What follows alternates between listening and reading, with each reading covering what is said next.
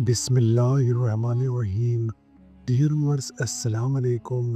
خواجہ بندہ نواز کے سدراز جن کا پورا نام سید محمد حسینی تھا، آپ کا جنم 7 اگست 1321 عیسوی کو دلی میں ہوا تھا.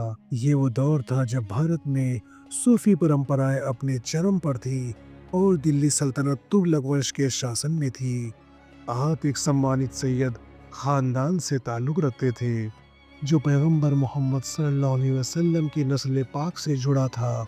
آپ کے والد کا نام سید یوسف حسینی تھا جو خود ایک صوفی اور عالم تھے، اور آپ کی والدہ کا نام بیوی خدیجہ تھا. اس خاندان کی شاخائیں ایران اور مدھیہ ایشیا سے بھارت تک پھیلی ہوئی تھی، جو اس وقت کے اسلامی سانسکرتک آدان پردان کا پرتیک تھی. خواجہ صاحب کا جنم ایک ایسے ماحول میں ہوا جہاں علم، تصوف اور دینی تعلیم کو بہت اہمیت دی جاتی تھی. کہا جاتا ہے کہ جنم کے سمے ہی آپ کے چہرے پر نورانی روشنی دیکھی گئی، جسے آپ کے خاندان نے ایک خاص علامت مانا. اس وقت دلی صوفی سنتوں کا گڑھ تھی، جہاں حضرت نظام الدین اولیاء جیسے بڑے بزرگوں کا پربھاؤ تھا. حالانکہ خواجہ صاحب کا بچپن حضرت نظام الدین کی وراثت کے بعد کا ہے، لیکن ان کی شکشاؤں کا اثر آپ کے پریوار پر گہرا تھا. آپ کے والد سید یوسف نے آپ کو شروع سے ہی قرآن پاک کی تعلیم دی. 5 سال کی عمر میں آپ نے قرآن پورا کر لیا تھا، جو اس وقت کے لیے بہت بڑی بات تھی. اس کے بعد آپ کی تعلیم میں حدیث، فقہ یعنی اسلامی قانون اور عربی زبان شامل ہوئی. آپ کے گھر میں کتابوں کا ایک چھوٹا سا کتب خانہ تھا، جہاں آپ گھنٹوں کتابیں پڑھتے تھے. یہاں سے آپ کی علم کی پیاس شروع ہوئی، جو بعد میں آپ کی زندگی کا اہم حصہ بن گئی. بچپن میں ہی آپ کے والد نے آپ کو صوفی سلسلہ چشتیہ سے جوڑا. چشتی سلسلہ اس وقت بھارت میں سب سے مشہور صوفی سلسلہ تھا، جو محبت، امن اور انسانیت کی تعلیم دیتا تھا. آپ کے والد خود حضرت نصیر الدین چراغ دہلوی کے مرید تھے، جو حضرت نظام الدین اولیاء کے خلیفہ تھے. جب آپ 7 سال کے تھے، آپ کے والد آپ کو حضرت نصیر الدین کے پاس لے گئے. وہاں اپنی پہلی بار صوفی تربیت کی بنیاد رکھی. حضرت نصیر الدین نے آپ کو دیکھتے ہی کہا، یہ بچہ ایک دن علم اور تصوف کا ستارہ بنے گا. آپ کے شروعاتی دن دلی کی گلیوں میں بیتے، جہاں آپ مسجدوں میں نماز پڑھتے اور صوفی مجلسوں میں شرکت کرتے. اس وقت دلی میں تغلق شاسک محمد بن تغلق کا شاسن تھا، جس کے کارن شہر میں سیاسی اتھل پتھل بھی تھی. لیکن آپ کا پریوار اس سب سے دور دینی اور روحانی ماحول میں رہا. آپ کی شخصیت میں سادگی اور گمبھیرتا شروع سے ہی نظر آنے لگی تھی. لوگ بتاتے ہیں کہ آپ کم بولتے تھے، لیکن جب بولتے تو علم کی باتیں ہی کرتے. 13 سال کی عمر میں آپ کے والد کا انتقال ہو گیا. یہ آپ کے لیے بڑا صدمہ تھا، لیکن اس نے آپ کو اور مضبوط بنایا. والد کے بعد آپ کی تعلیم اور تربیت کی ذمہ داری حضرت نصیر الدین چراغ دہلوی نے لی. وہ آپ کے لیے ہی صرف استاد نہیں، بلکہ ایک روحانی رہنما بھی بنے. ان کے پاس رہ کر آپ نے نہ صرف کتابی علم حاصل کی، بلکہ دل کی تربیت بھی کی. نہ صرف کتابی علم حاصل کیا، بلکہ دل کی تربیت بھی کی. آپ نے روزہ، نماز اور ذکر کو اپنی زندگی کا حصہ بنایا. حضرت نصیر الدین نے آپ کو چشتی سلسلے کی خاص باتیں سکھائی، جیسے غریبوں کی مدد کرنا، نفس کو قابو کرنا اور اللہ کی محبت میں ڈوب جانا. آپ کی جوانی تک آپ ایک منجے ہوئے صوفی بن چکے تھے. آپ کی شخصیت میں ایک عجیب سا آکرشن تھا. لمبے بال جو بعد میں گیسو دراز کہلائے، گہری آنکھیں اور سادہ لباس. لوگ آپ کو دیکھ کر ہی کہتے تھے، یہ شخص عام نہیں ہے. اس دوران دلی میں سیاسی حالت بگڑتی جا رہی تھی. محمد بن تغلق نے اپنی راجدھانی دولت آباد لے جانے کا فیصلہ کیا. اس وجہ سے آپ کے پریوار کو بھی دلی چھوڑنا پڑا. آپ اپنے استاد حضرت نصیر الدین کے ساتھ دکن کی طرف روانہ ہوئے. یہ سفر آپ کی زندگی کا ایک نیا موڑ تھا، جو آپ کو بعد میں دکن کا سلطان الاولیاء بنائے گا. لیکن اس سے پہلے آپ نے دلی میں جو علم اور تربیت حاصل کی وہ آپ کے بھوشیہ کی نیو بنی۔ خواجہ بندہ نواز گیس و دراز کی تعلیم اور صوفی تربیت ان کی شخصیت کا ایک اہم حصہ تھی، جس میں انہیں بھارت کے مہان صوفی سنتوں میں شمار کیا۔ آپ کی اوچارکتا شکشا کی شروعات بچپن میں ہی دلی میں ہوئی تھی، جہاں آپ کے والد سید یوسف حسینی نے آپ کو قرآن پاک کی تعلیم دی۔ 5 سال کی چھوٹی عمر میں قرآن پورا کرنا اس وقت کے لیے ایک اسادھارن اپلبدھی تھی۔ یہاں سے آپ کے علم کی راہ شروع ہوئی، جو بعد میں صوفی تصوف کے گہرے سمندر میں اتر گئی۔ آپ کے گھر کا ماحول ہی ایسا تھا کہ کتابیں، دعا اور علم آپ کی زندگی کا حصہ بن گئے۔ والد کے انتقال کے بعد جب آپ 13 سال کے تھے، آپ کی تعلیم اور تربیت کی ذمہ داری حضرت نصیر الدین چراغ بہنوی نے سنبھالی۔ حضرت نصیر الدین اس وقت چشتی سلسلے کے سب سے بڑے صوفی سنت تھے اور حضرت نظام الدین اولیاء کے خلیفہ تھے۔ ان کی خانقاہ دلی میں ایک ایسی جگہ تھی جہاں دن رات اللہ کا ذکر ہوتا تھا اور لوگ دور دور سے علم اور روحانی تربیت کے لیے آتے تھے۔ آپ ان کے پاس گئے تو انہوں نے آپ میں ایک خاص چمک دیکھی۔ کہا جاتا ہے کہ انہوں نے آپ کے والد سے کہا، یہ لڑکا علم کا دریا اور تصوف کا ستارہ بنے گا۔ حضرت نصیر الدین کے پاس آپ کی تعلیم 2 حصوں میں بٹی تھی، ظاہری علم یعنی باہری گیان اور باطنی علم۔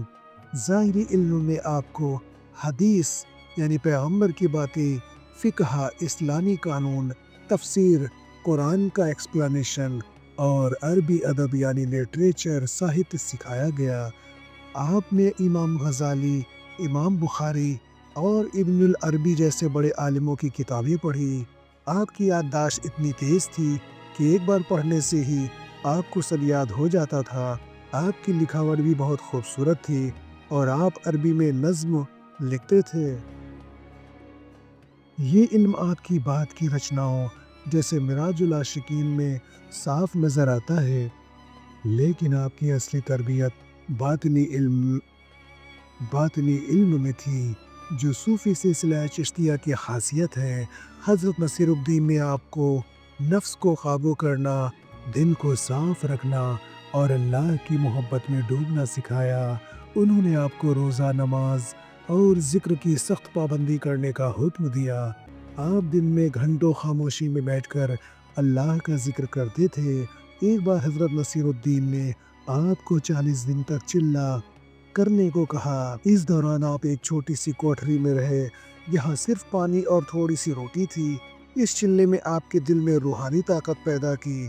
چشتی سلسلے کی تربیت میں غریبوں کی خدمت کو بہت اہمیت دی جاتی تھی۔ حضرت نصیر الدین آپ کو اپنے ساتھ لنگر بانٹنے لے جاتے تھے۔ آپ خود اپنے ہاتھوں سے غریبوں کو کھانا دیتے اور ان کی دعائیں لیتے۔ ایک بار ایک بھکاری نے آپ سے کہا، آپ کے ہاتھوں میں برکت ہے۔ یہ سن کر آپ نے مسکرا کر کہا، یہ برکت میرے استاد کی ہے۔ آپ کی یہ سادگی اور توجہ لوگوں کو آپ کی طرف کھینچتی تھی۔ آپ کی تربیت میں سنگیت اور سماع یعنی صوفی سنگیت کی محفل اور قوالی کا بھی حصہ تھا۔ چشتی سلسلے میں سماع کو دل کو جاگرت کرنے کا ذریعہ مانا جاتا ہے۔ حضرت نصیر الدین کی خانقاہ میں قوالی کی محفلیں ہوتی تھی، جہاں آپ بھی شرکت کرتے تھے۔ آپ کی آواز میں خاص کشش تھی اور آپ جب اللہ کی شان میں نعت پڑھتے تو لوگ منترمگدھ ہو جاتے، لیکن آپ نے کبھی اسے اپنی شہرت کے لیے استعمال نہیں کیا۔ آپ کہتے تھے، سنگیت دل کو اللہ کی طرف لے جائے تو یہ عبادت ہے۔ 20 سال کی عمر تک آپ حضرت نصیر الدین کی سب سے قریبی مرید بن گئے تھے۔ انہوں نے آپ کو اپنے سلسلے کی خاص دعائیں اور وظیفے سکھائے۔ آپ نے دن رات محنت کر کے اپنے نفس پر قابو پایا۔ ایک بار حضرت نصیر الدین نے آپ کو امتحان کے طور پر 1 مہینے تک صرف پانی پر گزارا کرنے کو کہا۔ آپ نے یہ پورا کیا اور کہا، جو اللہ پر بھروسہ کرتا ہے اسے کبھی بھوک نہیں لگتی۔ یہ آپ کی تربیت کا کمال تھا۔ کہ آپ دنیا سے بے پرواہ ہو گئے تھے۔ حضرت نصیر الدین نے آپ کو چشتی سلسلے کا خلیفہ بنایا۔ یہ ایک بڑی ذمہ داری تھی کیونکہ اب آپ کو ان کے مشن کو آگے بڑھانا تھا۔ انہوں نے آپ کو ایک خاص دستار یعنی پگڑی دی اور کہا یہ علم اور تصوف کی امانت ہے۔ آپ نے اسے سراغوں پر لیا اور وعدہ کیا کہ آپ اس سلسلے کو پھیلائیں گے۔ اس وقت آپ کی عمر قریب 25 سال کی تھی اور آپ ایک منجے ہوئے صوفی بن چکے تھے۔ آپ کے لمبے بال جو بعد میں یسوع دراز کہلائے آپ کی پہچان بن گئے۔ لوگ کہتے تھے آپ کے بالوں میں روحانیت کی خوشبو ہے۔ میرے عزیز دوستوں، اس تربیت نے آپ کو صرف عالم ہی نہیں بلکہ ایک ولی بنا دیا۔ آپ نے سیکھا کہ اصلی علم وہ ہے جو انسان کو اللہ کے قریب لے جائے۔ جب دلی میں سیاسی حالات بگڑے اور محمد بن تغلق نے دولت آباد جانے کا فیصلہ کیا تو حضرت نصیر الدین نے آپ کو اپنے ساتھ چلنے کو کہا۔ یہ سفر آپ کی تربیت کا آخری امتحان تھا جس نے آپ کو دکن میں ایک نیا مقام دیا۔ خواجہ بندہ نواز یسوع دراز کا دکن میں آگمن ان کی زندگی کا ایک اہم موڑ تھا جس نے انہیں صوفی سلسلہ چشتیہ کا ایک بڑا رہنما بنایا۔ یہ سفر تب شروع ہوا جب دلی میں سیاسی حالت بگڑ گئے۔ تغلق سلطان محمد بن تغلق نے 1327 عیسوی میں اپنی راجدھانی دلی سے دولت آباد لے جانے کا فیصلہ کیا۔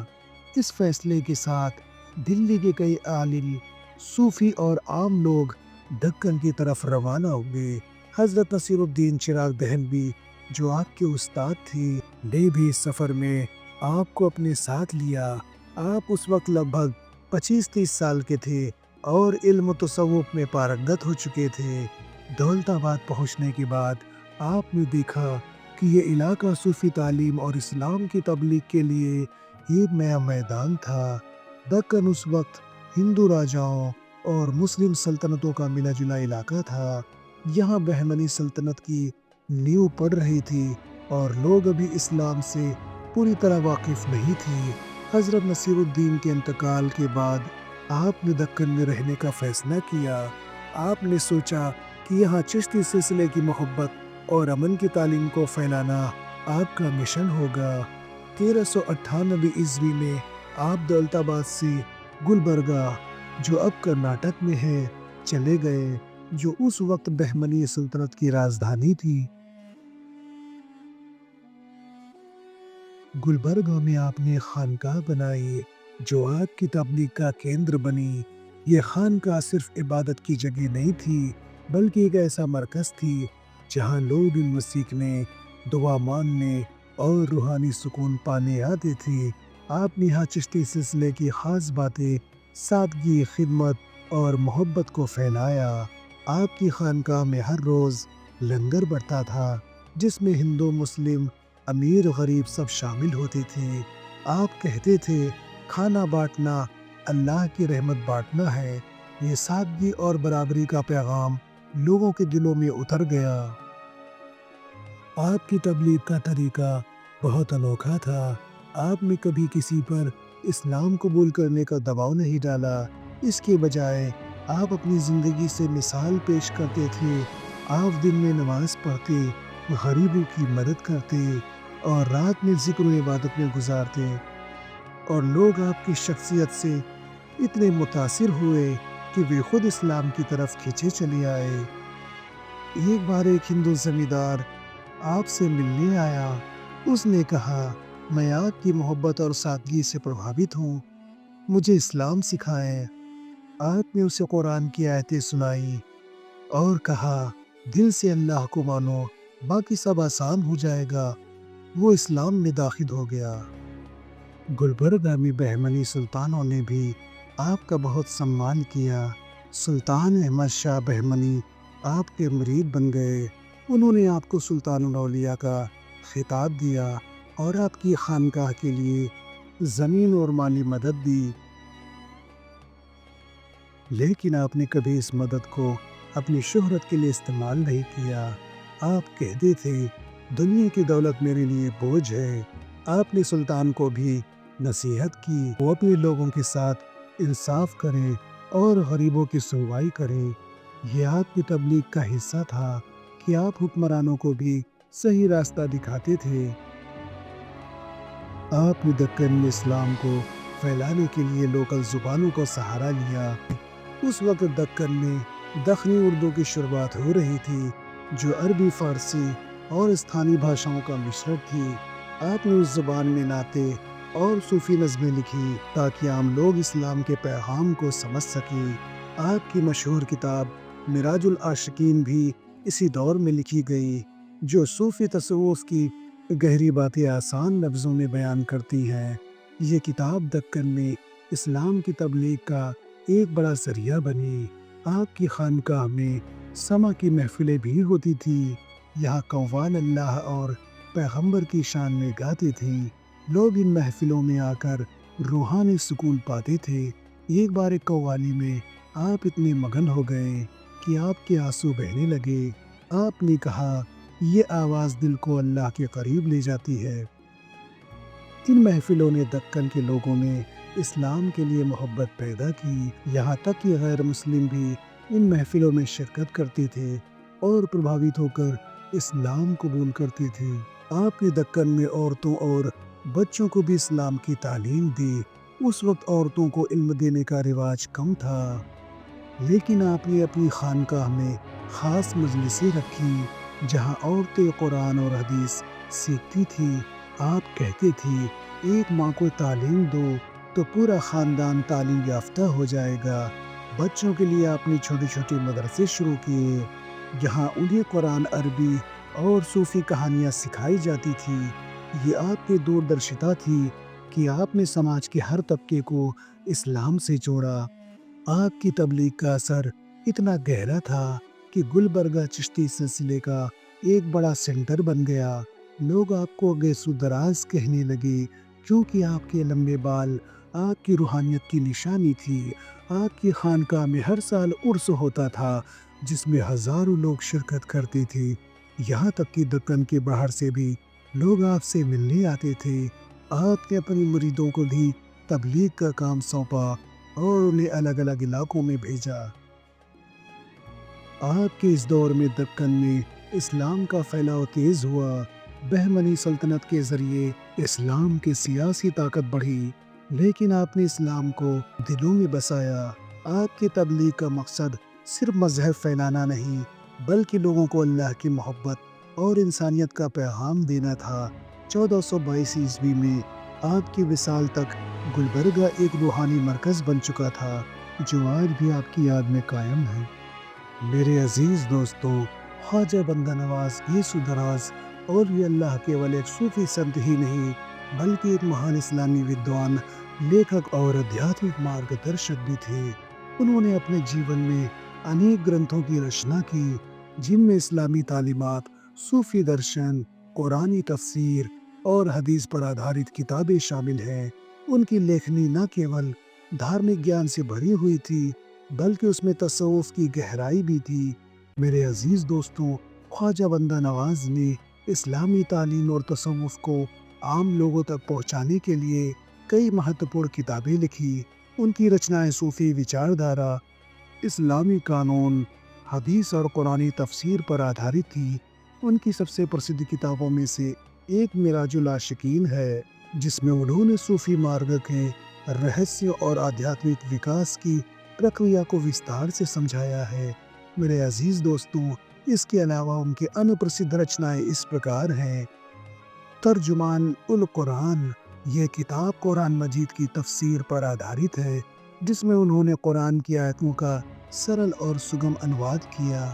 ہدایت نامہ، اس میں اسلامی شکشا، تصوف اور اخلاق سے سمبندھت اہم مسئلے سمجھائے گئے ہیں۔ رسالہ صراط المستقیم، یہ کتاب اسلامی جیون پدھتی اور صحیح آستہ پر لکھی گئی۔ کشم الغائب، کشم الغائب، اس میں صوفی سادھنا اور آتمک شدھ کی ودھیوں کا الیکھ کیا گیا ہے۔ منہاج العاشقین، اس میں صوفی مت کے انویائیوں کے لیے مارگ درشن اور آدھیاتمک انتی کے طریقے بتائے گئے ہیں۔ میرے عزیز دوستوں، ख्वाजा बंदा नवाज की दखनी उर्दू भाषा के शुरुआती प्रचारकों में से एक माना जाता है। उन्होंने इस्लामी शिक्षा और सूफी विचारों को आम जनता तक पहुंचाने के लिए फारसी, अरबी और उर्दू में किताबें लिखी। उनकी रचनाओं में भाषा सरल और आम जनता के लिए समझने योग्य थी। इससे दक्षिण भारत में उर्दू भाषा को बढ़ावा मिला और बाद में ये दक्कनी साहित्य के विकास का आधार बनी। मेरे अजीज दोस्तों, ख्वाजा बंदा नवाज ने गुलबर्गा में एक बड़े मदरसे की स्थापना की, जहां इस्लामी शिक्षा के साथ साथ सूफी मत की तालीम दी जाती थी। उनके शिष्य भारत के विभिन्न हिस्सों में फैले और उन्होंने इस्लामी ज्ञान को प्रचारित किया। उनके लिखे ग्रंथ न केवल उनके समय में बल्कि आज भी इस्लामी विद्वानों और सूफी संतों के लिए मार्गदर्शक बने हुए हैं। मेरे अजीज दोस्तों, सरल भाषा उनकी किताब केवल विद्वानों के लिए नहीं बल्कि आम लोगों के लिए भी लिखी गई थी। व्यवहारिक शिक्षा, उन्होंने इस्लामी और सूफी तालीम को व्यवहारिक जीवन में उतारने पर जोर दिया। सूफी दर्शन, उनकी रचनाओं में प्रेम, सेवा और आध्यात्मिक जागृति का संदेश मिलता है। मेरे अजीज दोस्तों, ख्वाजा बंदा नवाज गेसु दराज की रचनाएं इस्लामी शिक्षा और सूफी विचारधारा की अमूल्य धरोहर है। उनकी किताबें आज भी इस्लाम, तसव्वुफ और नैतिकता की राह दिखाने का काम करती है। उनकी इल्मी खिदमत सिर्फ उनके समय तक सीमित नहीं रही बल्कि सदियों से उनकी तालीमात लाखों लोगों का मार्गदर्शन कर रही है। मेरे अजीज दोस्तों, ख्वाजा बंदा नवाज गेसु दराज औलिया अल्लाह केवल एक सूफी संत ही नहीं बल्कि एक महान इस्लामी विद्वान, लेखक और आध्यात्मिक मार्गदर्शक भी थे। उन्होंने अपने जीवन में अनेक ग्रंथों की रचना की, जिनमें इस्लामी तालीमात, सूफी दर्शन, कुरानी तफसीर और हदीस पर आधारित किताबें शामिल हैं। उनकी लेखनी न केवल धार्मिक ज्ञान से भरी हुई थी बल्कि उसमें तसव्वुफ की गहराई भी थी। मेरे अजीज दोस्तों, ख्वाजा बंदा नवाज ने इस्लामी तालीम और तसव्वुफ को आम लोगों तक पहुंचाने के लिए कई महत्वपूर्ण किताबें लिखी। उनकी रचनाएं सूफी विचारधारा, इस्लामी कानून, हदीस और कुरानी तफसीर पर आधारित थी। इनकी सबसे मशहूर किताबों में से मिराजुल आशिकीन है, जिसमें उन्होंने सूफी मार्गों के रहस्य और आध्यात्मिक विकास की प्रक्रिया को विस्तार से समझाया है। मेरे अजीज दोस्तों, तर्जुमान अल कुरान, ये किताब कुरान मजीद की तफसीर पर आधारित है, जिसमें उन्होंने कुरानी आयतों का सरल और सुगम अनुवाद किया। हिदायतनामा, इसमें इस्लामी शिक्षा, तसव्वुफ और अखलाक से संबंधित अहम मसले समझाए गए हैं। मेरे अजीज दोस्तों, ख्वाजा बंदा नवाज को दखनी उर्दू भाषा की शुरुआती प्रचारकों में से एक माना जाता है। उन्होंने इस्लामी शिक्षा और सूफी विचारों को आम जनता तक पहुंचाने के लिए फारसी, अरबी और उर्दू में किताबें लिखी। उनकी रचनाओं में भाषा सरल और आम जनता के लिए समझने योग्य थी। इससे दक्षिण भारत में उर्दू भाषा को बढ़ावा मिला और बाद में ये दक्कनी साहित्य के विकास का आधार बनी। ख्वाजा बंदा नवाज ने गुलबर्गा में एक बड़े मदरसे की स्थापना की, जहाँ इस्लामी शिक्षा के साथ साथ सूफी मत की तालीम दी जाती थी। उनके शिष्य भारत के विभिन्न हिस्सों में फैले और उन्होंने इस्लामी ज्ञान को प्रचारित किया। उनके लिखे ग्रंथ न केवल उनके समय में बल्कि आज भी इस्लामी विद्वानों और सूफी संतों के लिए मार्गदर्शक बने हुए हैं। मेरे अजीज दोस्तों, सरल भाषा उनकी किताबें केवल विद्वानों के लिए नहीं बल्कि आम लोगों के लिए भी लिखी गई थी। व्यवहारिक शिक्षा, उन्होंने इस्लामी और सूफी तालीम को व्यवहारिक जीवन में उतारने पर जोर दिया। उनकी रचनाओं में प्रेम, सेवा और आध्यात्मिक जागृति का संदेश मिलता है। मेरे अजीज दोस्तों, ख्वाजा बंदा नवाज गेसु दराज की रचनाएं इस्लामी शिक्षा और सूफी विचारधारा की अमूल्य धरोहर है। उनकी किताबें आज भी इस्लाम, तसव्वुफ और नैतिकता की राह दिखाने का काम करती है। उनकी इल्मी खिदमत सिर्फ उनके समय तक सीमित नहीं रही बल्कि सदियों से उनकी तालीमात लाखों लोगों का मार्गदर्शन कर रही है।